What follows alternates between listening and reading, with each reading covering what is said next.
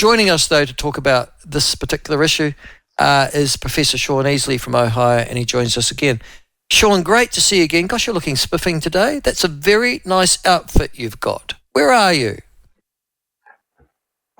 Thanks, Michael. My wife picked it out naturally. She did a good job. I'm in my living room. And you look good. There's a popular... No. So what's the weather over there at the moment? I'm just trying to work out. Are you heading into winter? Right, we're in fall, and we have leaves coming down and changing colors, and it's actually a very beautiful time of year here. And we've had an unseasonably warm October the last week or so, week and a half. So we're enjoying that kind of Indian summer, as used to refer to it as. But it'll end and be replaced by snow and cold soon enough. Yes, you've really got seasons, haven't you? You're in Ohio, so when does the snow start to fall? I've been here 30 plus years, and I've really watched it moderate over the course of this time. And it's just purely anecdotal. I haven't really followed it from Farmer's Almanac kind of, pinpointing and specific. Just my own kind of perception of it. It seems like it's gotten moderate, and the snow comes later and it ends sooner. The Great Lakes region generally is kind of laughed at as a terrible place to live, but in fact, those of us who live here actually know it's very, very nice. And yes, we have 4 very distinct seasons, and I think fall is actually the prettiest. It's my favorite, but I don't think the winters are nearly as bad as the reputation suggests. Okay, so you have a white Christmas every year, do you? Pretty much. Yeah, a few times we haven't, but that's generally what happens. Yeah, we usually have it certainly by mid-December. Tell me just, before I head on, and I'm sorry, I'm fascinated in this, but you have Thanksgiving is it earlier in December or is it November that you have Thanksgiving? It's the third Thursday in November. Right. Okay. So November 22nd, 3rd, 4th, something like that. Right. So which is the more important in terms of getting families together in the United States of America? Is it Thanksgiving or is it Christmas Day? That's a complicated question because, of course, Christmas has a much more religious connotation. The secular holiday is certainly Thanksgiving. It's a much shorter holiday. Typically, our school kids are let out for a couple of weeks over the Christmas New Year holiday break. So there's more travel that occurs at that time because families have a greater chance to travel and go to grandma's and what have you.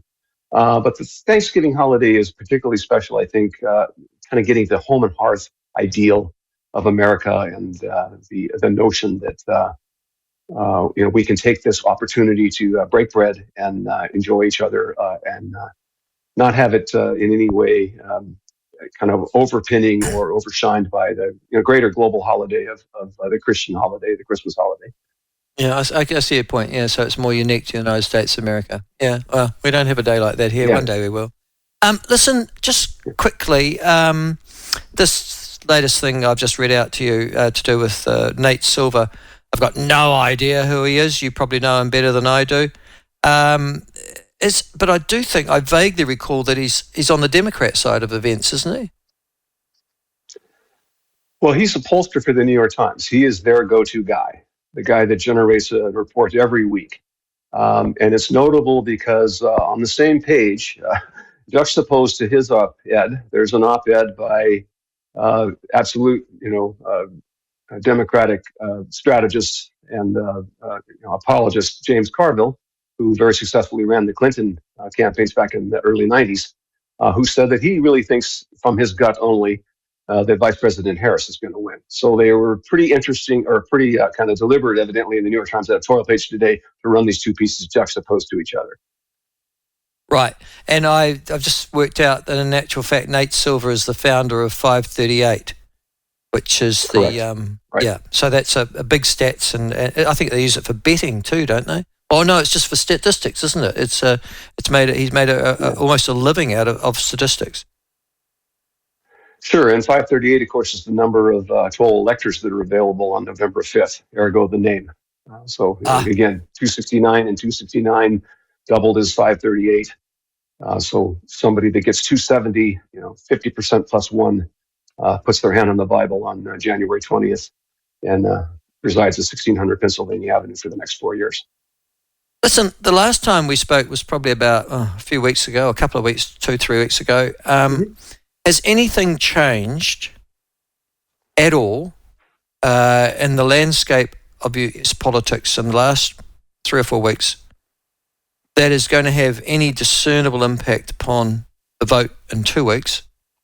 That's the first question for you, and obviously what is it? And then, and particularly is there anything changed from those 7 seats that are apparently, or those 7 states that are going to determine the outcome? Has anything changed there either? Pretty static. Last time I looked, Vice President Harris was ahead in 4 of them. Trump was ahead in 3, but as my ode to the late great Tim Russert, who was the NBC commentator and political talking head for many, many years and hosted Meet the Press. Every year at this time, or every 4 years at this time, he would hold up a little placard, and it would say something like either Ohio, Ohio, Ohio, or Florida, Florida, Florida. So this year, I'm going to in an ode to him, put up my placard that says North Carolina, North Carolina, North Carolina, because that's the state I'm going to be watching most closely, which currently is showing Trump ahead by 0.5 percentage. But of course, that's well within the margin of error, so anything can happen in that regard. There have been some developments, and I'm sure you read about them. I'm obviously going to ask you the question is why did you put North Carolina up on the screen? What's so important about North Carolina? Well, first of all, of course, it's one of the states that you talked about, the battlegrounds. But more importantly to me is it will report early in the evening. They count their mail-in ballots, in advance, and they don't release the numbers, of course, or any of that, and they wait till the poll is in from the actual day count. But at the end of that day, and their polling closes at, I think, 8 o'clock Eastern time, our time, they'll have an announcement on the winner of North Carolina, within that an hour or so.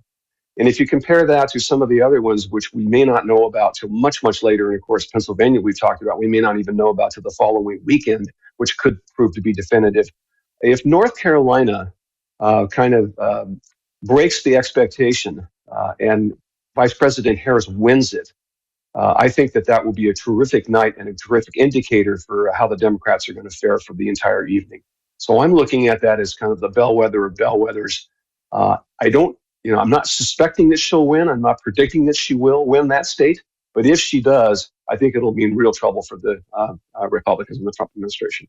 Does the converse work as well? If Trump wins that by 3 or 4 points, does that also signal trouble for the Democrats? So there have been this phenomenon of split ticket voting. It's been going on for quite some time. And in fact, in our whole country, more people identify as independent versus Republican or Democrat.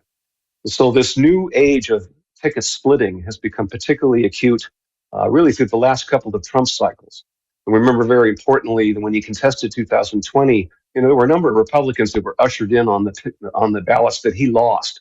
So I don't think the two are tied together as much as they have historically been, despite the fact that we're running in this kind of rabid partisan atmosphere.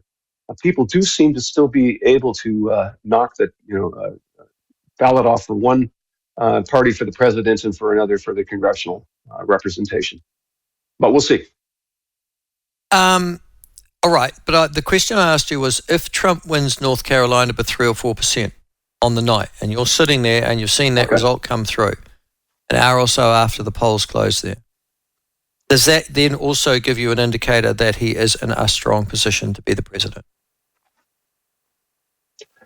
Not as much as it would if the opposite had happened, because he's more expected to win that. So if she upsets him in that state, that's why I think it'll be particularly noteworthy. If he wins, it'll be pretty much as expected.